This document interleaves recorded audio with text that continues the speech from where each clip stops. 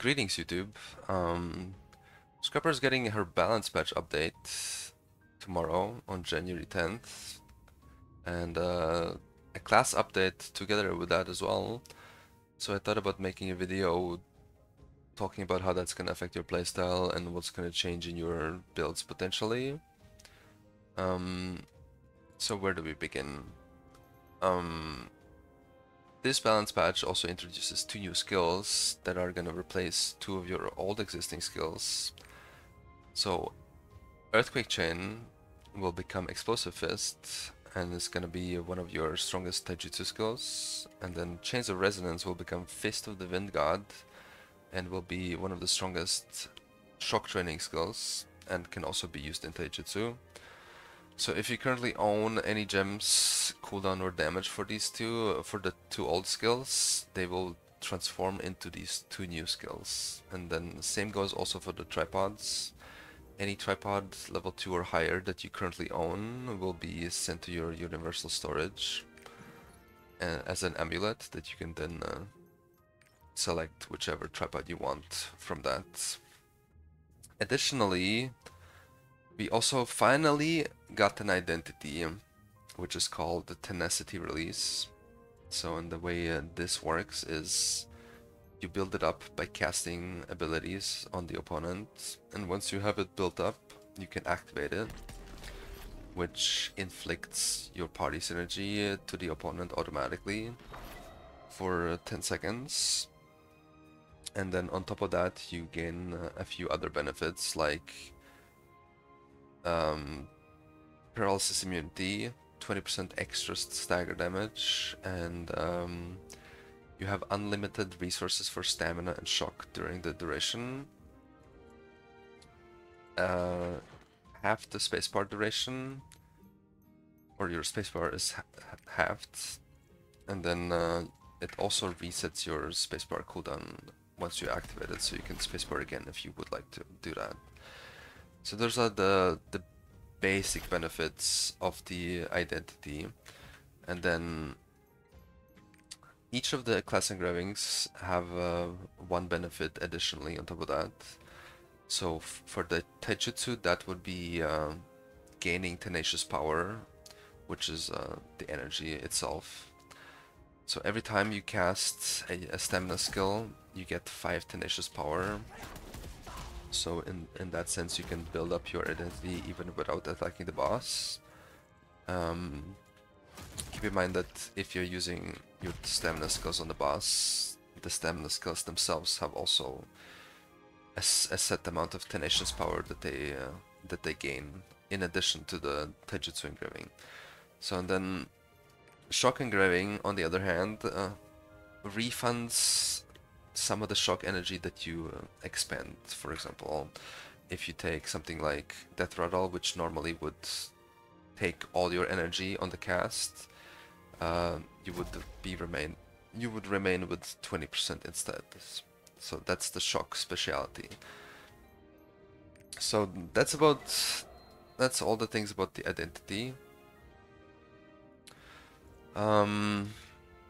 On top of that, we also get a bunch of new tripods for a bunch of skills.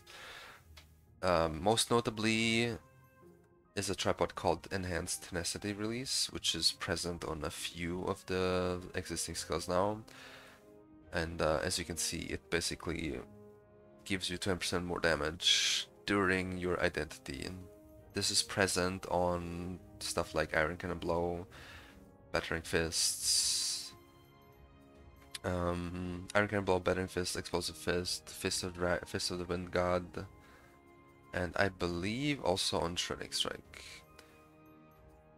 Yeah. So those are the skills that are affected by the identity, that benefit from it. What else? So let's go over the Taijutsu builds. First major thing is that if you were running Crushing Smite or Fierce Starting Strike in the past, that's pretty much no longer going to be the case, and you're going to be exclusively using Judgment, as it is the only synergy that is 12 seconds long now, and it still has the weak point level 1 and paralysis immunity, whereas the others don't. And on top of that, it also got its casting time significantly reduced, so if you disliked it because of that, it is almost unnoticeable how fast it is casted. Like, my character barely stops running, right, when I cast it. So it's incredibly fast now. There's no use for the other ones. Outside of that, if you don't like continuous push, you can still use charging blow. Problem of charging blow is in the new balance patch, you're most likely not gonna have enough points to slot in to level up tripods, or even to have a level damage gem on the skill. So it's essentially gonna be a traveling movement only skill, which is pretty pointless on Taijutsu Scrapper, let's be real. But if you're a beginner, I guess it's a valid choice. You can still use Death Rattle instead of Fist of the Wind God if you prefer that. Death Rattle got its range pretty much doubled, so it's a lot more usable now from different angles. Explosive Fist is your Earthquake Chain replacement. And it's like, it's basically your second, third highest damaging skill. Okay, and then in terms of the builds, I'm definitely running a continuous push build as I've been running in the past. So this is what I came up with the new balance patch. And in terms of like how you play it, is basically you fill up your Tenacity, release Identity, and then once you have it full, you unleash it. And you wanna prioritize all your skills that have the enhanced Tenacity release tripod, which you can see on Iron Come Below on the second row. So skills that have this is Iron Cannon Blow, Battering Fist, Explosive Fist, and Fist of the Wind God. So your job is to basically cast them one after the other, and then use the other skills, try to proc, quick recharge, and things like that.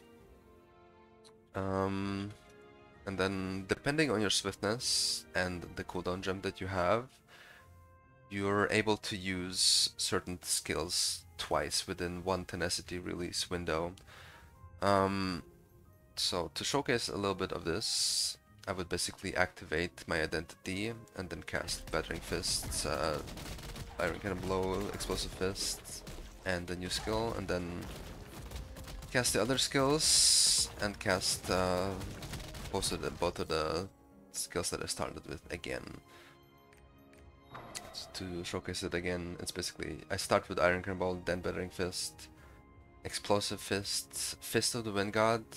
The reason why it has quick recharge is because it doesn't require a Gale Wind rune because it's an instant cast under your Identity, and having quick recharge on it basically gives me a very good odds to reduce the cooldown of the 3 spenders that I just used.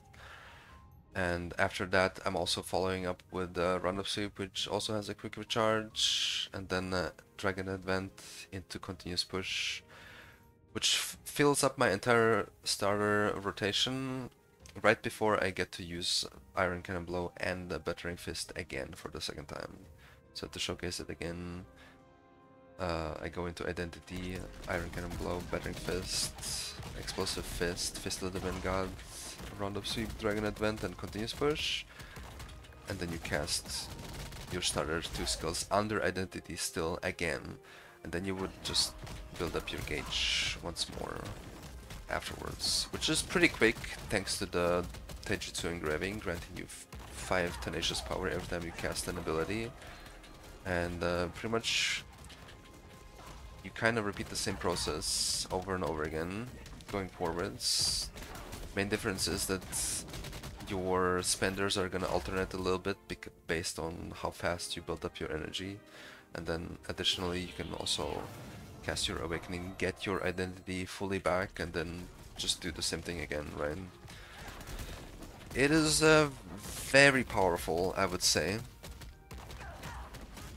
Something I did not mention is that once your Tenacity release ends, you kind of want to reapply Judgment because the identity only lasts for 10 seconds. Not the identity, but the identity as well, but party synergy lasts for 10 seconds once you activate your identity. So once your identity runs out, it's basically an indicator of your party synergy also vanishing from the boss. So that's when you want to reapply it with Judgment. And then you have 12 seconds of freely unleashing any stamina skill that you want. And if you run into stamina problems somehow, to where you don't have stamina, you can just use Fist of the Wind Gods, just without charging it up, just for the stamina. Give up the damage, it doesn't matter. Reason why the main reason why I chose Fist of the Wind God over Death Rattle, because Death Rattle only generates 20 stamina and Fist of the Wind God generates 40. So it helps me build up my gauge as quickly as possible. And then I still get the chance to use Fist of the Wind God during a Tenacity release whenever it's available. And the benefit of, like I said earlier, Fist of the Wind God is that it's an instant cast. It casts instantly and it counts as a fully charged attack, which is amazing. Because normally you would have to charge it for 1 second to get full damage. So that is essentially the new Taijutsu Scrapper that I will be playing. I think the build is amazing. I think it's going to be insane damage. I can showcase maybe Explosive Fist and Fist of the Wind God on its own. Mainly Explosive Fist with the 3 different tripods that you could be running. I see a lot of Koreans run either Rampage or Super Punch, which I don't really understand the reasoning why, because Weaving, despite it saying that it's increasing the outgoing damage by 50%, is actually doing the most damage if all the hits are landing, so... And outside of that, it's also giving you push immunity for the spacebar, which is the little jump, so you can use it to avoid certain attacks or greed damage if you time it correctly. It's a pretty high skill cap tripod, but I think it's worth it, considering it does the most damage as well. So yeah, that's basically what it looks like. This is the weaving tripod. It's a little dash and then quick little attacks. Something to note, to get full benefit from this tripod, you have to basically kiss the ass of the opponent, because otherwise you miss out on the extra attacks that are in the beginning. Outside of that, we have Super Punch, which is a tripod that is incredible if you're fighting Legion raids that get knocked a million times. Sadly, there's not really Legion raids like that in the game currently. Walton used to be such a Legion raid, but that's a baby raid now. Akan technically gets staggered quite a bit, but it's only like once or twice during the raid, so it's not really that great. It's like a ground slam, I don't know what you call it, but it's pretty, like the distance of it is pretty deceiving. You can miss the first 2 attacks very easily if you're too far away, so you have to be pretty close to the boss regardless if you want to hit all of the attacks, including the first 2. So yeah, and then Rampage, technically giving you 70% outgoing damage, but it's very reliant on your crit rate, because it's a shitload of small attacks. So if you low roll your crit, this tripod is gonna do very little damage compared to the other ones. Generally, I would try to avoid this, and I would just use weaving instead. And then Fist of Wind God, there is no really an alternative. You would always use 2-2 as for your tripods, and it's just instant cast within your identity. It's very snappy, very nice. And then outside of that, you basically just use it as a stamina generator. Very niche cases, you would probably charge it if you want to have higher damage, but normally you would just instant cast it, even outside of Tenacity. So, that's the new Taijutsu Scrapper. I mean, not much to say about it. Most of the stuff is the same. The engravings remain the same. You can't really play this that well on full crit. You can technically play it on 50-50, but I would highly recommend 1 crit earring and rest in swiftness. Worst case, you can try 1 crit earring, but I think 1 crit ring would be the best scenario. Let's go over what has changed in Shock real quick, I guess.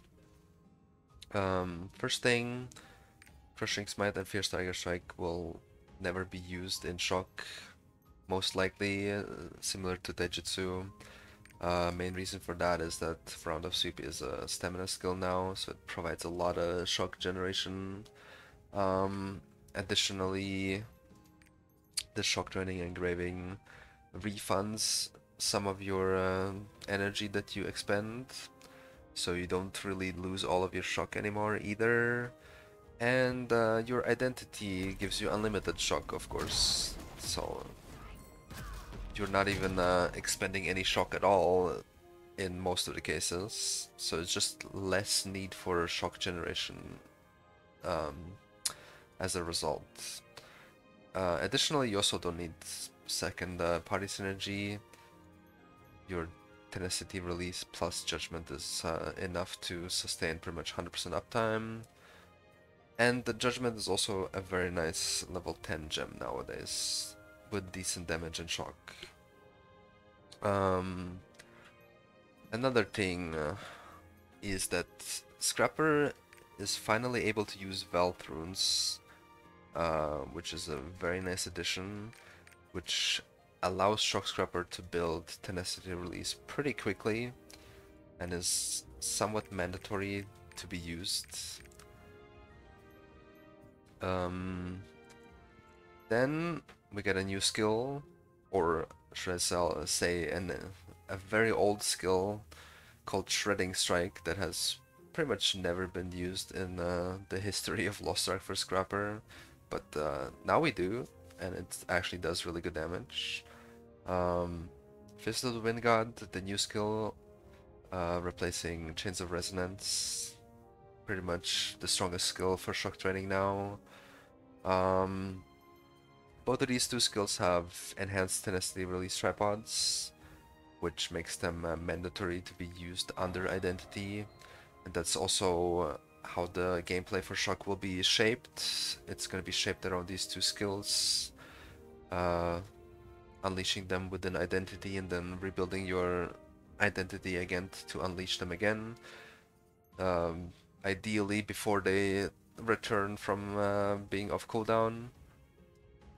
So yeah, oh yeah, we get the border around Death Rattle and Shredding Strike, indicating that it's at full power, something that was missing before, and you wouldn't know if your Death Rattle was actually doing full damage or not.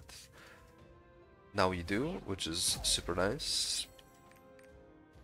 And then in terms of gameplay, you're essentially just releasing your Shredding Strike and Fist of the Wind God, and then spending the rest of the time rebuilding your meter, so you can do the same thing again, hopefully before the cooldown comes back up. One thing to note is, if you're doing that, if you're going into Identity and you're using your both big spenders, you want to time one of your other spenders right as the Identity is ending, so you can guarantee some tenacious power for your next build up, right?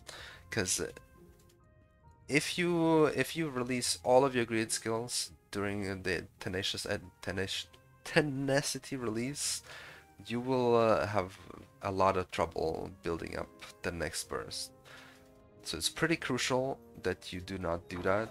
The only scenario where you would do that is like a boss stagger with atropine burst. You would actually just use all of your skills, of course, but in regular gameplay, you would most likely use these two, of course, and then time one of the skills at the end, so your build-up is easier afterwards.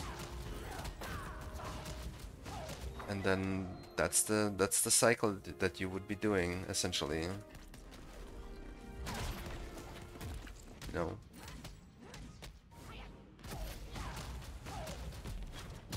And that's how Shock Scrapper is intended to play nowadays.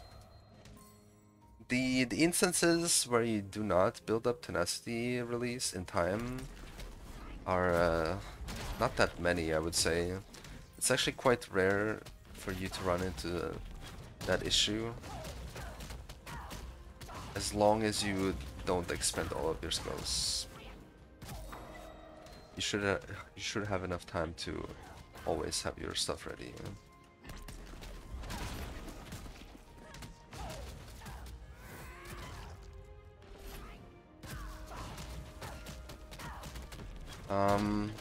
But yeah, that's essentially shock training. And something that I didn't really showcase was that Potent Rising Fist has become a significantly faster skill than it used to be. So even if you're full spec, it feels very nice to use this ability for repositioning and doing damage. It's very quick, very responsive, super nice ability now. In terms of range as well, pretty much everything is like twice the distance as it used to be. So you don't really have to hug the ass of the boss anymore. You can be like almost mid-range, which is super nice. And yeah, in terms of awakening, you can use Dragon King if you struggle with building your identity, or use a Blast of Ruination if you just want to do big damage. One thing that they changed about this is it always does max damage, no matter the distance that you're from the opponent. So that's a pretty meaningful buff. You don't have to be in the danger to do full damage. You can be anywhere. So that's up to you. Either of them works. Either of them are usable, and that is essentially Shock Training Scrapper.